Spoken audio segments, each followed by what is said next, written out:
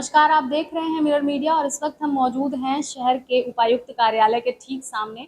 और आपको बता दें कि एक तरफ जहां सीएम स्कूल ऑफ एक्सीलेंस के बड़े-बड़े दावे किए जाते हैं, झारखंड सरकार ये दावा करती है कि सरकारी विद्यालयों में पढ़ने वाले बच्चों को उच्चतम कोटि की जो है व्यवस्थाएं मिलेगी। वहीं दूसरी ओर एक ऐसी तस्वीर सामने आती है जो दर्शाती है कि किस तरह से लापरवाही जो है वो बरती जा रही है और किस तरह से बच्चों पर दबाव बनाया जाता है कि आप हमारे ही स्कूल में पढ़ो, इस चीज़ को लेकर के। आज हमारे साथ कुछ छात्राएं मौजूद हैं जो कि पढ़ती हैं धनबाद के SSLNT CM school of excellence में। हम सीधे इनसे बातचीत करेंगे और जानने का प्रयास करेंगे कि क्या कुछ इन्हें परेशानी आ रही है। आपको हम बता दें कि इससे पहले भी ये जो छात्राएं हैं ये 1 वर्ष पूर्व यहाँ पर आ चुकी थी और अपनी जो आवाज़ है वो उपायुक्त माधवी मिश्रा के सामने इन्होंने अपनी बातें रखी थी, जिसके बाद कुछ समय के लिए जो है बातें सही हुई थी कुछ समय के लिए विद्यालय में। और प्राचार्या जो है वहाँ की, उनके द्वारा जो उनका व्यवहार है वो ठीक हो गया था। लेकिन अब फिर ये छात्राएं आई हैं अपनी गुहार लेकर के। हम सुनते हैं क्या कुछ इनकी गुहार है और क्या कुछ इनकी परेशानियां हैं। स्कूल की जो प्रिंसिपल मैम है वो हमारे लोग के साथ बहुत ख़राब बिहेव कर रही है। उनका बिहेव हम लोग के साथ कुछ कुछ दिन से नहीं, कुछ महीनों से ठीक नहीं है।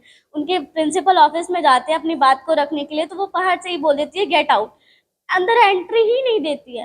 प्लस उनके साथ जो पेरेंट्स जाते हैं, पेरेंट्स तक का वो इज्जत नहीं करती। पेरेंट्स को ही बोलते हैं आप यहाँ क्या करें, आपका यहाँ कोई काम नहीं, आप जाइए यहाँ से। ऐसा। कौन से स्कूल की बात कर रही हैं?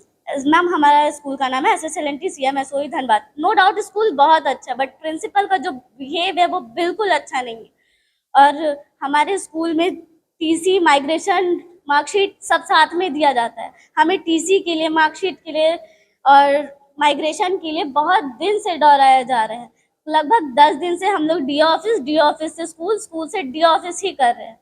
अगर हम लोग को इतना ही साल बर्बाद हो जाएगा तो फिर कहाँ होगा। दीदी लोग का 1 साल बर्बाद कर चुकी है प्रिंसिपल मैम पहले ही। उनको अभी बोल रही है कि तुम लोग पिछले साल डी ऑफिस गई थी, डीसी ऑफिस गई थी ना, मैम से बात की है, तुम लोग जिस टीचर्स के संबंध से गई थी, जो टीचर तुम लोग के साथ था, वो लोग का अगर पावर होगा तो तुमको सिग्नेचर करवा के दे देगी, अदरवाइज तुम लोग भटको। तो दीदी लोग बोली भी है कि मैम मेरे को दे दीजिए, क्या क्या जो भी सोल्यूशन है हम साथ में करेंगे। नहीं, पर वो बोल रही है कि नहीं देंगे। तुम लोग डीसी ऑफिस में नारा लगाने गई थी ना, अगर हिम्मत होगा तो टीसी और माइग्रेशन ले लेना। कैसे ले सकते? आप बताइए, आप कब से ये जो प्रिंसिपल है इनका खराब बिहेवियर है? मेरा नाम सुहानी कुमारी है। ये मैम का बिहेवियर पिछले 1 साल से है। जब से ये प्रिंसिपल बनी है 2-3 महीना बस सही था बिहेवियर। उसके बाद से हम लोगों के साथ मतलब कि रजिस्ट्रेशन के टाइम हम लोग संस्कृत लेके पढ़ना चाह रहे थे तो मैम बोलती है, मैम खुद हिंदी की शिक्षिका है लेकिन क्लास नहीं करवाने आती थी। हम लोग बोलने भी जाते थे ठीक है आ रहे नहीं आती थी। तो इसी वजह से संस्कृत का क्लास होता था तो हम लोग संस्कृत में रुचि बढ़ गया पढ़ने के लिए। तो संस्कृत लेना चाहे तो वो बोलती है नहीं, हम जो सब्जेक्ट बोलते हैं वही सब्जेक्ट तुम लोग पढ़ो। जबकि रजिस्ट्रेशन के टाइम ये ऑप्शन है कि आप सब्जेक्ट चेंज कर सकते हैं, लेकिन वो बोलती है ऐसा कोई रूल्स नहीं है, ऐसा कोई ये नहीं है। दबाव बनाया गया था और हम लोग बोलने आए थे पिछले बार यहाँ पे मैम के पास आए थे, माधवी मिश्रा मैम के पास। तो उस टाइम भी हम लोग आए थे मैम का कंप्लेन लेके कि हम लोग के प्रति इतना गंदा बिहेवियर है और हम लोगों को भी टारगेट किया जा रहा है। पिछले बार हम लोग आए थे, कम से कम 20 से 25 बच्ची थे, हम लोग आए थे तो हम लोग को टारगेट बनाया जा रहा है। और कुछ बच्ची हैं जो बोलना चाहती है लेकिन उन लोगों के ऊपर डर है कि मैम आती है यहाँ पे बोलने के लिए तो उनका अटेंडेंस कम कर दिया जाता है, रिजल्ट में मार्क्स कम कर दिया जाता है या तो फेल कर दिया जाता है। और दूसरा बात कि हम लोगों को धमकी दिया जा रहा है कि तुम लोग डीसी ऑफिस गई थी पिछले बार, तुम लोगों का हिम्मत है तो तुम लोग लेके दिखा दो टीसी, हम साइन नहीं करेंगे। जबकि हम लोगों को बोली कि मेरे सामने तुम लोग यहाँ पे लिख के एप्लीकेशन लिख के दो, हम साइन करेंगे। उसके बाद बोलती है हम साइन नहीं करेंगे। और स्कूल का पहले बहुत अच्छा हालत था लेकिन जब से ये प्रिंसिपल बनी है तब से स्कूल का हालत बहुत ज़्यादा ख़राब हो गया है। पीछे का गार्डन में इतना बड़ा बड़ा घास हो गया, वॉशरूम साफ नहीं रहता है। इसी वजह से हम लोग ये स्कूल छोड़ना चाह रहे हैं, लेकिन बोल रही तुम लोग यहीं पे पढ़ो, लेकिन वो मैम का बिहेवियर एकदम गंदा है, इसीलिए हम लोग वहाँ नहीं पढ़ना चाह रहे हैं। और हम लोग के प्रति हम लोगों को बोलती है कि तुम लोग नारा लगाई थी, तुम लोग ये की थी। वो की थी, तुम लोगों को जहाँ जाना है, डीसी ऑफिस जाना है, डीओ ऑफिस जाना है, जहाँ जाना है जाओ, हम साइन नहीं करेंगे, हम टीसी नहीं देंगे तुम लोगों को। अभी यहाँ पर डीसी ऑफिस में आप लोग आए हैं, डीसी सर ने क्या कुछ आश्वासन दिया आपको? सर बोले ठीक है जाओ, हम बात करते हैं, सब कुछ ठीक हो जाएगा, तुम लोगों को तंग नहीं करेगी। हम सर को बोले सर पहले भी हम लोग आए थे, निशु कुमारी बोल के डीओ मैम थी, वो गई थी, लेकिन कुछ चेंजेस नहीं आया है, कोई चेंजेस नहीं आया है स्कूल में, और ना वो मैम के प्रति कोई चेंजेस नहीं आया है। बहुत परेशान किया जा रहा है हम लोगों को, जबकि मेरा मेडिकल इशू है मैम, हम सारा मेडिकल रिपोर्ट दिखा चुके हैं, हम आसनसोल में शिफ्ट हो गए हैं, इसी वजह से हम टीसी लेना चाहते हैं, लेकिन नहीं देना चाह रही है। वहाँ से आने जाने में हमको बहुत प्रॉब्लम होता है रेगुलर, तो हम रेगुलर नहीं कर पाते थे, इस वजह से हम यहाँ से टीसी लेना चाह रहे हैं। मेरा नाम राधिका कुमारी है और हम भी इस परिस्थिति से जूझ रहे हैं। मेरा 1 साल पहले मैंने 10th दिया था, मैट्रिक किया था, और उस टाइम पे मैंने बोला था कि मैम मुझे टीसी और माइग्रेशन दे दीजिए, तो मैम बोली ठीक है यहाँ साइन करा के आओ, एप्लीकेशन लिख के दो, हम कर देंगे। और उसके बाद फिर कभी जाते थे तो मैम नहीं रहती थी, कभी सर बैठे रहते थे, तो कभी कुछ करके बात टाल दिया जाता था।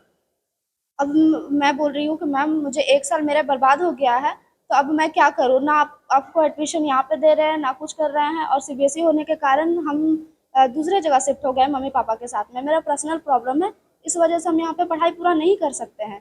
मैंने उनको पर्सनल प्रॉब्लम भी बताया अपना, फिर भी वो समझ नहीं रही है, उल्टा पुल्टा बोल रही है जैसे पिछली बार भी तैसे। आए थे आप लोग यहाँ पर शिकायत हम लोग करने? आए थे, फिर भी कितनी बच्चियां आई थी उस समय? 30, 45, 40 बच्चे आए थे हम लोग, अभी आप लोग 3 ही दिख रहे हैं, ऐसा क्यों हुआ? क्योंकि मैम सब पे दबाव डाल रही है कि तुम लोग को यहीं पढ़ना पड़ेगा, जो करना पड़ेगा यहीं पे। सब अपना भविष्य लेकर के वहीं पे डर से पढ़ रहा है। सब अपने टीचर्स से बात भी करते हैं तो बोलता है कि नहीं उस टीचर से बात नहीं करना है, तो अपने पढ़ाई को लेकर टीचर से बात नहीं करेंगे तो क्या बाहर उन लोग से बात करेंगे? अगर हम लोग मैम को अपना पर्सनल प्रॉब्लम भी बोले या कुछ भी बोलते हैं तो वो गेट आउट कर देती है। अगर आपको हमारे लिए वहाँ पे बैठाया जा रहा है तो आप गेट आउट किस हिसाब से कर रहे हैं? क्या नाम है प्रिंसिपल?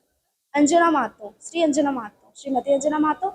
और उनसे हम लोग बहुत बार निवेदन किए हैं कि आप अपना बिहेवियर सही कीजिए मैम, ऐसे नहीं करना चाहिए आपको हम लोग के साथ में। लेकिन वो क्या करती है, हमेशा वही करती है, प्यारी प्यारी बात करती है, फिर हम लोग के साथ गलत करती है। हम लोग को किसी चीज़ के लिए परमिशन नहीं दिया जाता है। हम लोग उनको बोले कि आपको इस चेयर पे बैठाया तो ठीक है, लेकिन आपको हम लोग के लिए बैठाया गया है, ना कि अपने लिए। हम लोग बोलते हैं मैम को कि मैम हम लोग के साथ ऐसा व्यवहार मत कीजिए, तो वो बोलती है तुम लोग को जो करना है कर लो, हम तो करके ही रहेंगे, तुम लोग को टीसी नहीं देंगे। अगर मैम की वजह से हम लोग का 1 साल बर्बाद हुआ तो क्या हम लोग पूरा जिंदगी बर्बाद कर दें? जिनको टीसी नहीं मिल रहा और स्कूल छोड़ना चाहती हैं? 200-100 बच्चियां हैं, सबको टीसी के लिए रोज रोज दौड़ाया जाता है।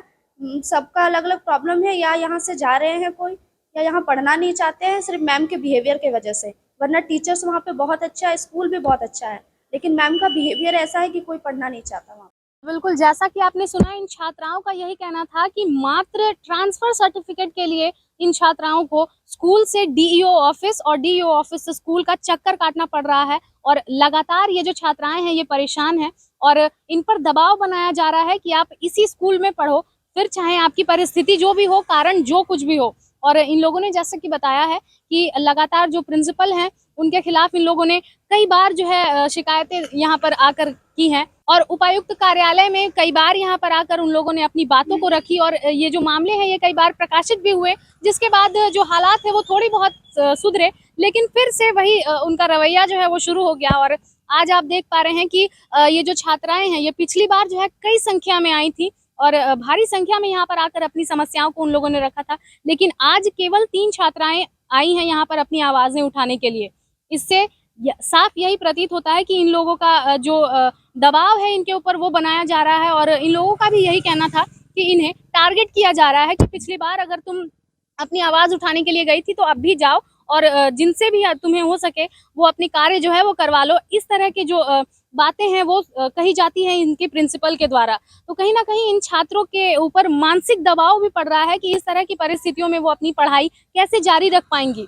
तो फिलहाल अब देखना ये है कि धनबाद उपायुक्त कार्यालय में इनकी जो समस्या है ये किस तरह से गंभीरता पूर्वक ली जाती है। हालांकि धनबाद उपायुक्त आदित्य रंजन ने इन्हें आश्वासन दिया है कि इन्हें इनके साथ जो परेशानियां हो रही हैं वो अब नहीं होंगी। अब देखना ये है कि किस तरह से इनकी जो समस्या है उसका समाधान निकल पाता है। फिलहाल इस तरह के तमाम अपडेट्स हम आप तक यूं ही पहुंचाते रहेंगे, तब तक के लिए बने रहे मिरर मीडिया के साथ। सहयोगी नितेश के साथ प्रिया पांडे।